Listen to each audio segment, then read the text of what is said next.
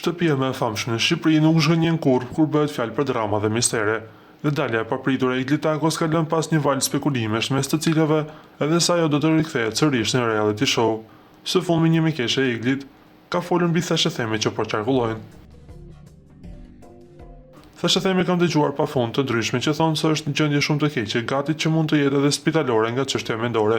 Ka edhe theshetheme që thonë se nuk ka dalë fare nga shtëpia dhe prandaj nuk duket as hund, dhe ndoshta kjo është e gjitha një lojë dhe një pauzë nga produksioni. Pra mund të jetë e izoluar nga diku, nuk ka dalë nga shtëpia e famshme, është përfolur flot. Me gjendjen e Iglit që kanë parë kohët e fundit nuk e mendoj një rikthim dhe nuk më duket shumë e besueshme kjo. Sa i përket marrëdhënies së diskutueshme mes Iglit dhe Gjestit, ajo tha: ka pasur një dinamikë reciproke, por në një pikë Igli ka kaluar kufin me reagimet e saj. Megjithatë, unë mendoj se Gjesti ka qenë manipulues dhe ka dhënë sinjale të përziera. Misteri vazhdon, ndërsa publiku pret me padurim ta zbulojë të vërtetën pas këtij lajmërimi të papritur. Menjëherë pas kësaj deklarate, në TikTok qarkulloi një video e saj në natyrë teksa bën vrap.